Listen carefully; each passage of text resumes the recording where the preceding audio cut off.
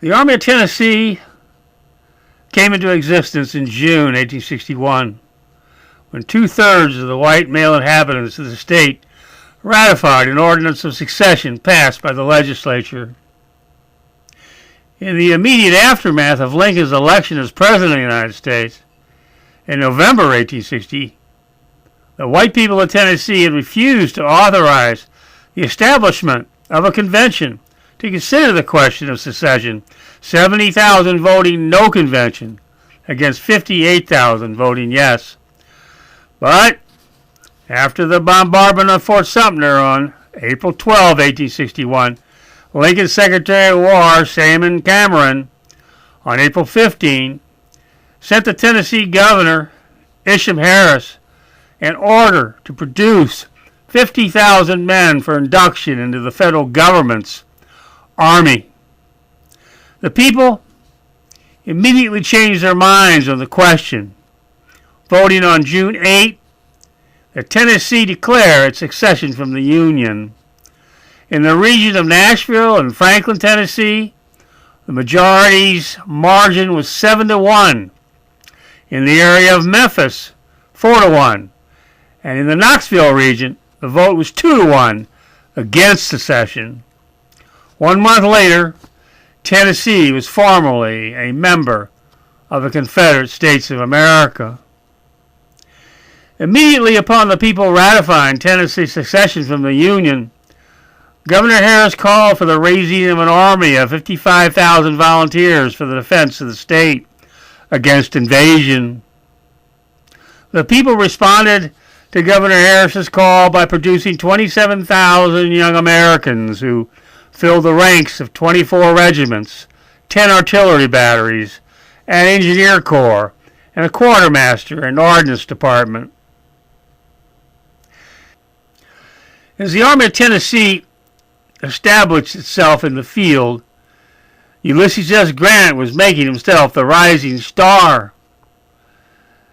Taking advantage of his relationship with John Pope, who then was the ranking officer among the Illinois troops which had invaded Missouri, Grant, during John Freeman's time as commander of the military department established for Missouri and Kentucky, gained the rank of brigadier general, and when assigned to the territory of southeastern Missouri, he seized the moment when Henry Halleck was in the process of assuming command of the department from Fremont to take gunboats manned with 7,000 soldiers up the Tennessee River to Fort Henry, and he captured the place on February 6, 1862.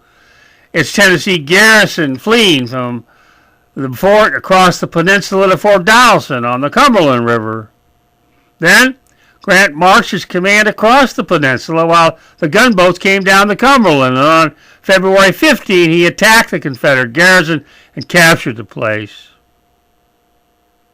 Hardly taking time for a breath, Grant moved on to Nashville, and he captured that place, forcing the Army of Tennessee to retreat to Corinth, a railroad junction at the Mississippi line.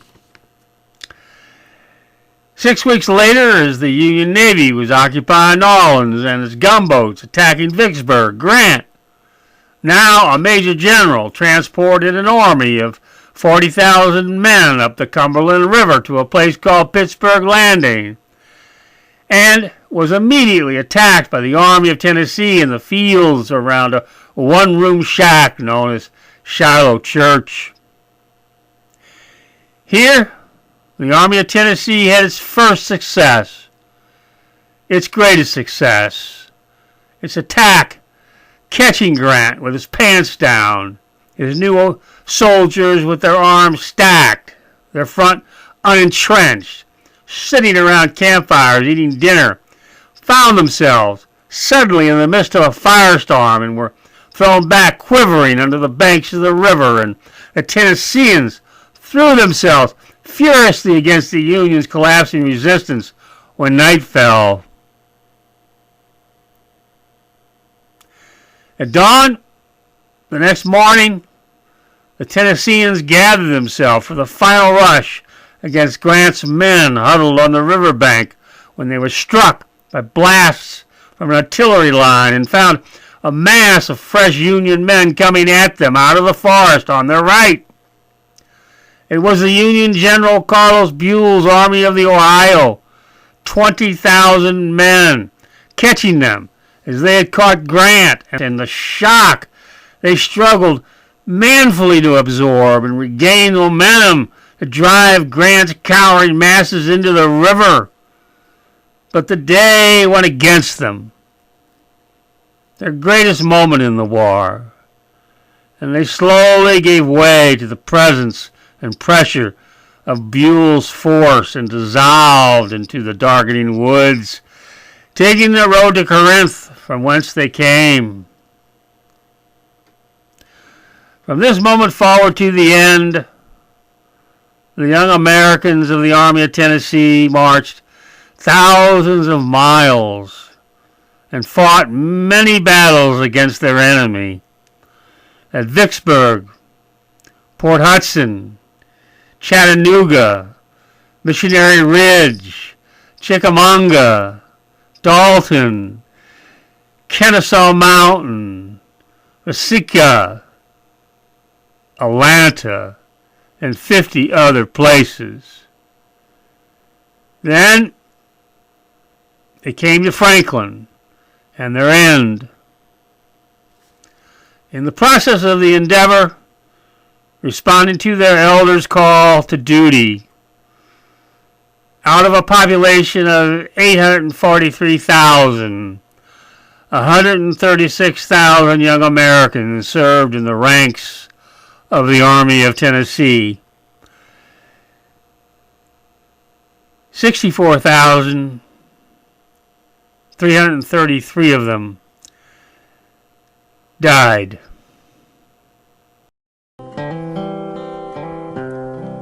From Gettysburg to Richmond, I've fought long and hard. Now far away in Georgia, Sherman's in my own backyard.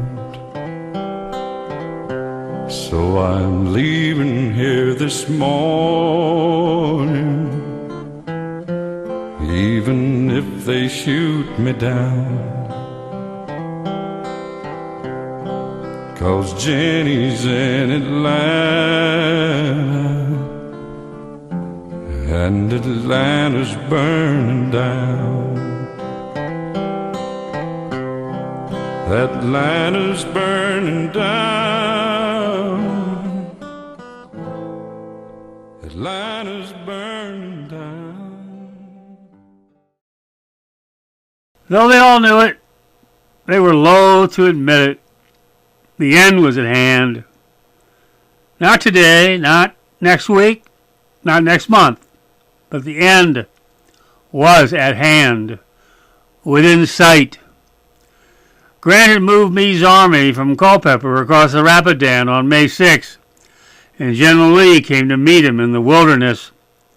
And on the same day, Sherman moved his army of 60,000 men against the Army of Tennessee at Dalton, turning its flank and moving on through Waseca, Cassville, Adairsville, Kennesaw Mountain, Marietta. And 2 months later, without a serious battle, he hauled up at the Chattahoochee River in front of Atlanta.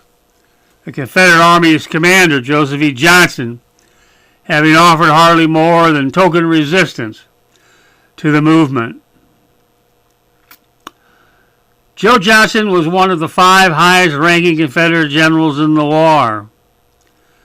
But in his brief tenures as commander, first of the Confederate Army resisting McClellan's advance upon Richmond in the spring of 1862, and then commanding the Army of Tennessee in the Confederate effort to resist Grant's advance upon Vicksburg in the spring of 1863, he had demonstrated a preference in military operations of avoiding the necessity to dig in and hold a line against the pressure of the enemy's attacks. And so, It was again in the spring of 1864.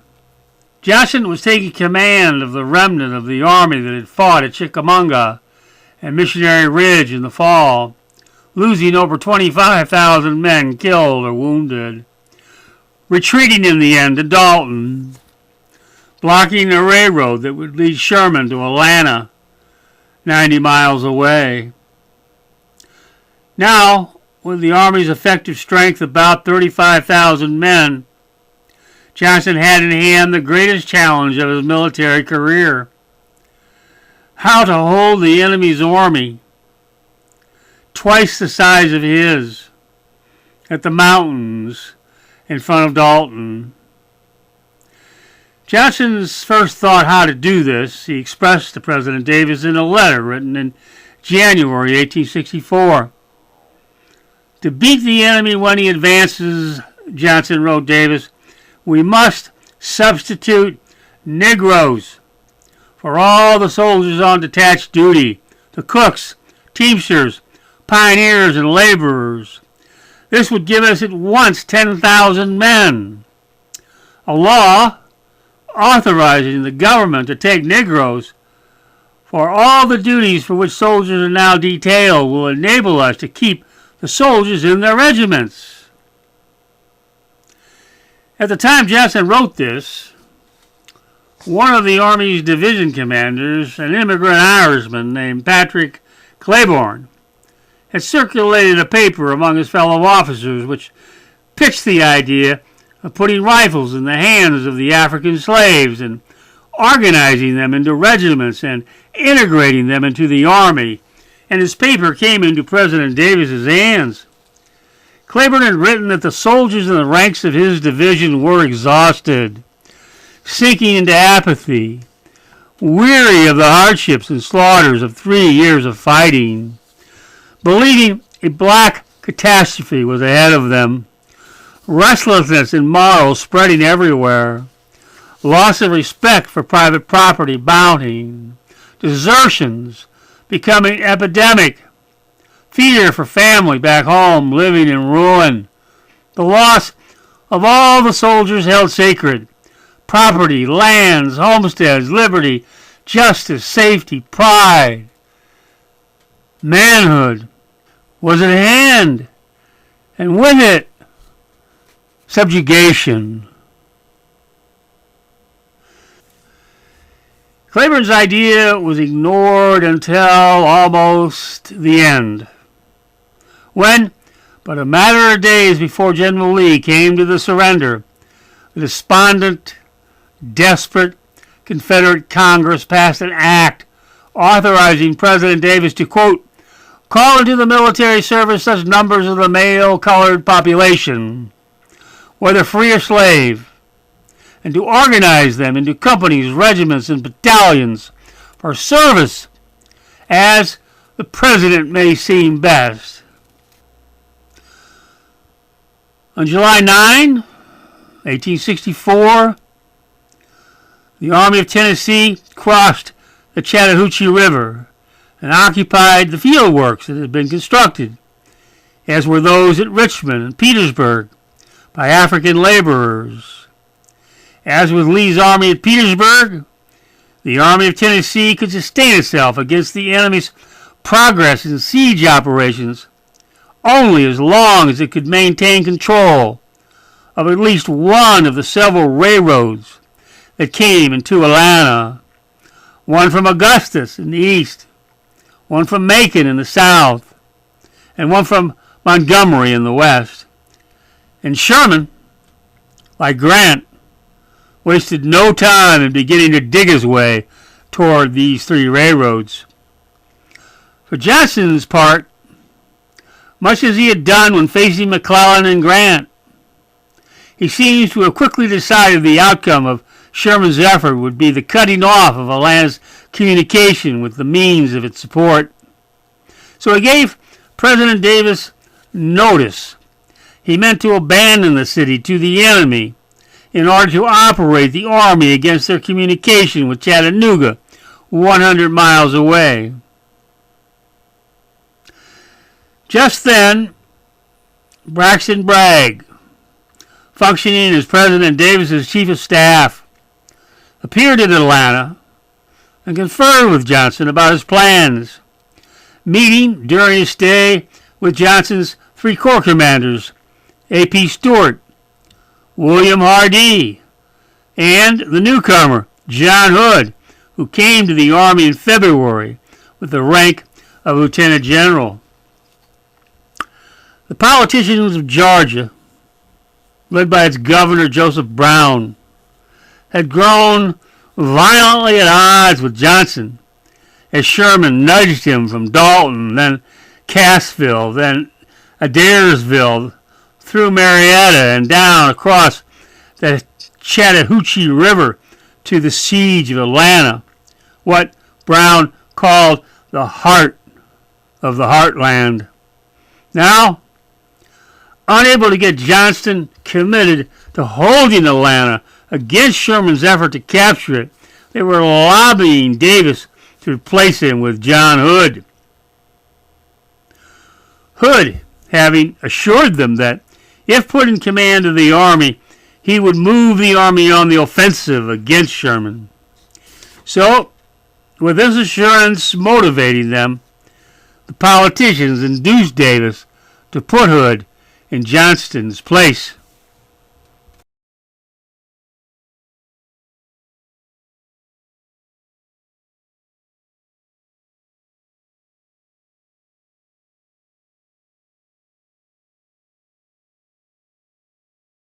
John Hood was born in 1831 in Kentucky. He entered West Point in 1849, was graduated in 1853 in the class of Sheridan, McPherson, and Schofield as a second lieutenant in the 4th Infantry Regiment. In 1855, he was at Camp Cooper on the Clear Fork in Texas, some 140 miles north of San Antonio and Comancheria, keeping tabs on a band of Indians that the government had established on a reservation there. In the spring of 1861, Hood left Texas and went to Kentucky, intending to obtain a commission in the state militia. But when it became apparent the politicians meant to stick to the Union, Hood resigned his commission in the United States Army and he went to Montgomery, Alabama. There he accepted a commission in the Confederate Army as a first lieutenant and he was sent to Richmond. In June 1861, following the Battle of Bull Run, Hood was promoted to the rank of lieutenant colonel and was directed to organize the 4th Texas Infantry Regiment from detached companies of Texans who were then camped about Richmond.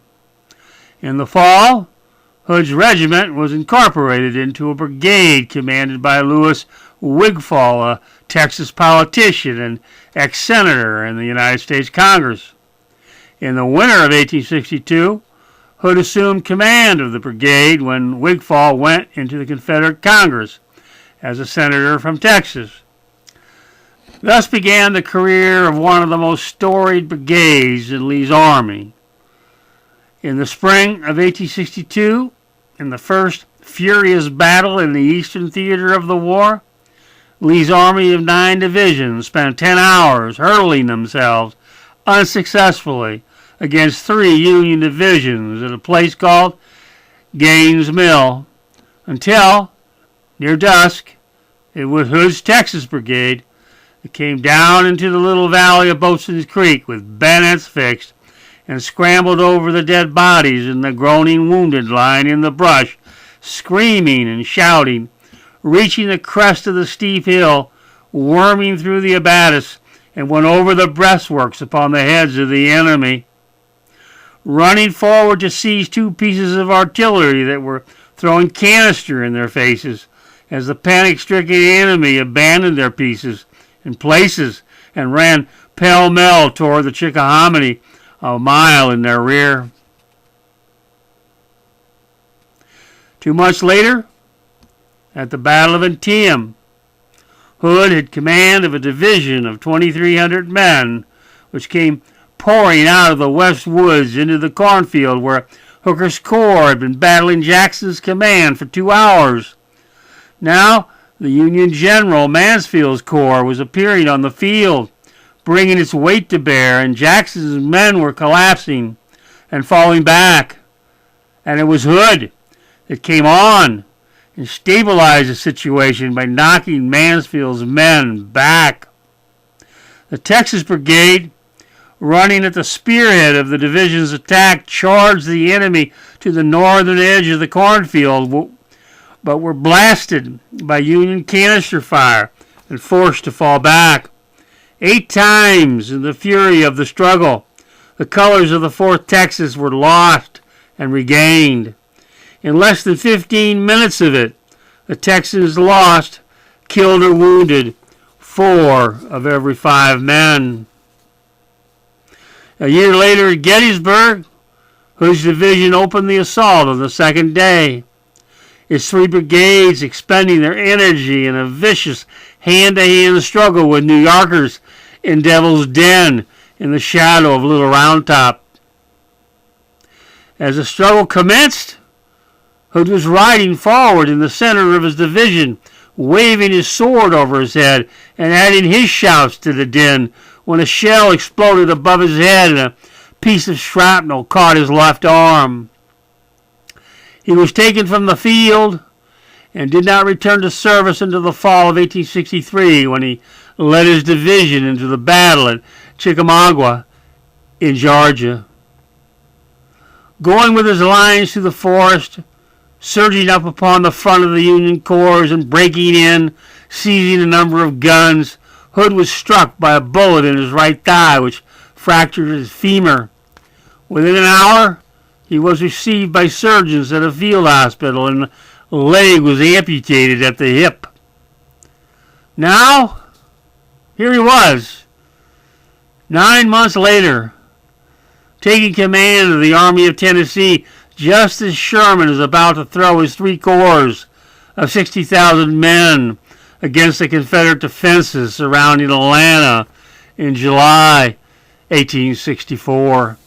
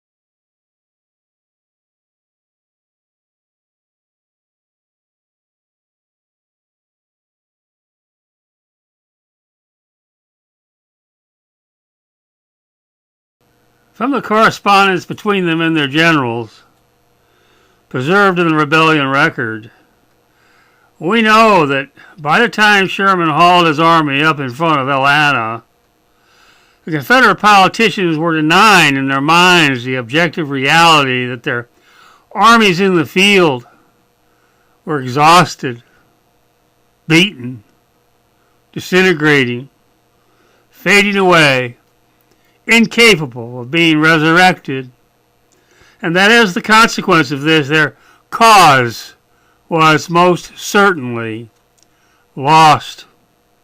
The only practical question yet unanswered was exactly when the formal surrender would come. President Davis knew this in his soul the moment Chattanooga fell to Grant in November 1863. And he roused himself to the effort of feeling out the enemy's interest in negotiating a peace. But when he quickly found the enemy's position of unconditional surrender intractable, he determined, with the concurrence of the crowd around him, not to capitulate, but to endure the war as long as one of their armies was still standing in the field. And it was for this reason, and this reason alone, that he replaced Joseph Johnston as commander of the Army of Tennessee with a 33-year-old cripple who appeared willing to do what Johnston was not: throw the Army of Tennessee at the enemy in its front, and, if not successful in forcing them away, to hold the fortifications of Atlanta as long as there was men to man them. It was a pipe dream. For Hood's part, who knows what he really thought? He had been through the fire at Gaines Mill, at Antietam, at Gettysburg, and Chickamauga. He must have known the momentum of the war was sweeping the Confederacy inexorably to the abyss, that the end was at hand. And he must have known, in the bravado he expressed to brag, that if he were given the crown of command, the Army of Tennessee would not take another step back, would not be pushed another step back, but would stand up to the enemy, throw itself against them to the bitter end. That in this he must have known, in the record of American history, the stigma of its final defeat would fall upon him. All of this is plain from the record of Hood's actions. His was a school of the infantry where a general commanding relies upon his own skill and the valor of his troops as his great and only salvation, sustaining the engineers with their picks and shovels, impairing the morale and prestige of the army. And this attitude of his made it impossible for him to achieve that most bliss state of the great soldier who combines the two to carry the life of the army beyond what common men can think possible. And so, when Sherman straightaway crossed the Chattahoochee and swung his corps down from the east to cross Peachtree Creek and capture Atlanta, Hood ordered his to attack Sherman's front and flank, and they did. During 3 days of fighting in the middle of July, the Army of Tennessee held the enemy at bay, driving one corps as a wedge between Thomas and Schofield, and as the battle swayed and vibrated, first to surge this way and then that way, Hardee's corps appeared after a 15-mile night march on the edge of Sherman's left rear, throwing itself furiously against McPherson's corps, which was reaching for the Augusta Railroad connection with Atlanta. During 3 hours of combat in which McPherson was killed, Hood's army had captured portions of Sherman's lines and had hold of a tenuous wedge dividing Sherman's army in two. But at the crucial point, the railroad cut in Liggett's Hill, its attacks had faltered short of capturing either point when the Union General John Logan led reorganized Union infantry in a counterattack that arrested the Confederate tide, and it broke, flat, receding, leaving in its wake 1,000 soldiers, dead or wounded, blanketing a swath of ground 100 yards wide on either side of the railroad cut. Days later, Sherman had recrossed the Chattahoochee with the main body of his force and had swung around to the west side of Atlanta, making for the railroad connecting Montgomery with the city. Hood countered, by attacking Sherman's front at Urza Church and lost in the process 3,000 soldiers in the carnage that erupted in the collision. But the shock was felt equally by Sherman, and, leaving a force to dig its way toward the railroad, he swung his main body around to the east of the city again and began digging toward the Augusta Railroad, that last sharp few feet, calculating the while how to get on the railroad to Macon.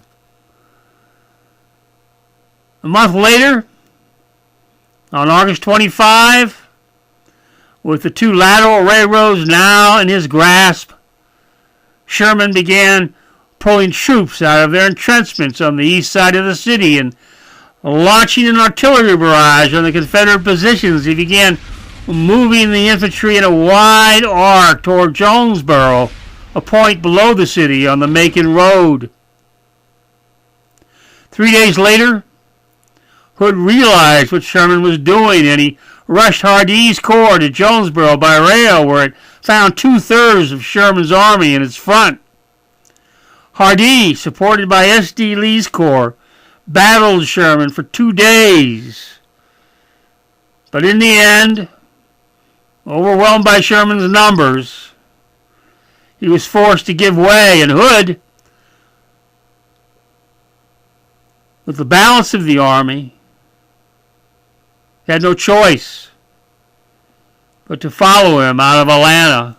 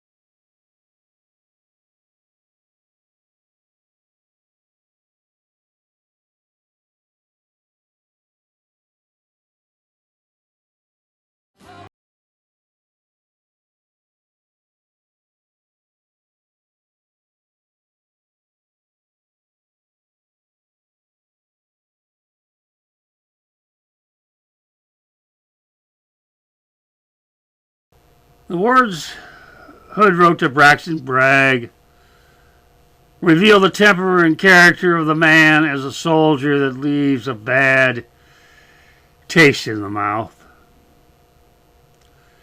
It is certainly likely that William Hardee, Stuart, and Lee, his corps commanders, if not the division commanders like Claiborne and Chatham, quickly learned from their friends in Adjutant General Cooper's office in Richmond what Hood had written to Bragg. Though he toned it down in the crudeness of his remarks in the book he wrote after the war, they still sting. As the last hope of holding on to Atlanta, Hood wrote, I instructed Hardee and Lee to move their troops to Jonesboro and attack the enemy at that place in the morning. But the attack did not happen until 2 p.m., and it was feeble, as the loss only amounted to 1,400 wounded, a small number in comparison to the forces engaged. At their elders' call, the young Americans of the Army of Tennessee had left their homes in the valleys and on the farms in 1861, given themselves into the control of the military officers their nascent government selected to take them into the battles, to march from battle to battle through Tennessee, Mississippi, Alabama, and Georgia for 3 hard years, giving up their lives in the fire of war. The strength of their regiments all the while eroding from disease, the maiming and the killing, the sapping of health by the starvation diet the government provided, the sleeping in filthy clothes on damp, sometimes frozen ground, being perpetually ragged, shoeless, and lice-ridden, not even paid. And yet, regardless of the weariness of body, the waning spirit of the mind, these young Americans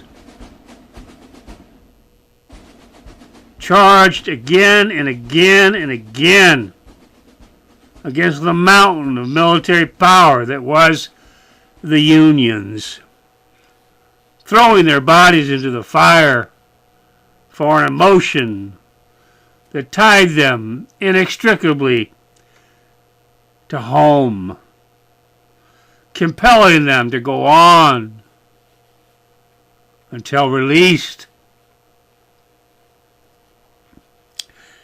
And here at the last, they now must endure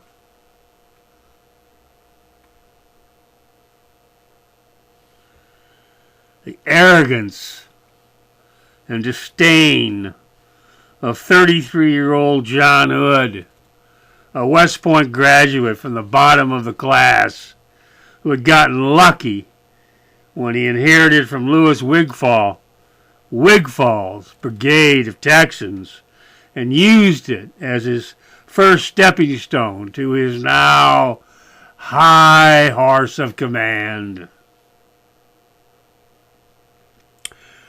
When the Georgia politicians heard that Hood had abandoned Atlanta, they wailed so loudly at President Davis, demanding that troops be gotten from somewhere to reinforce Hood that he might somehow make Sherman disappear, that he took a train through the Carolinas and across Georgia to the country village of Pimento on the outskirts of Atlanta, and there he met for 3 days with Hood and Hood's corps commanders, with the famous Georgia politician Hal Cobb, with Georgia Governor Joe Brown, and with ex-governor of Tennessee Isham Harris, who had brought the Army of Tennessee into existence in 1861 and had since lived with it in the field.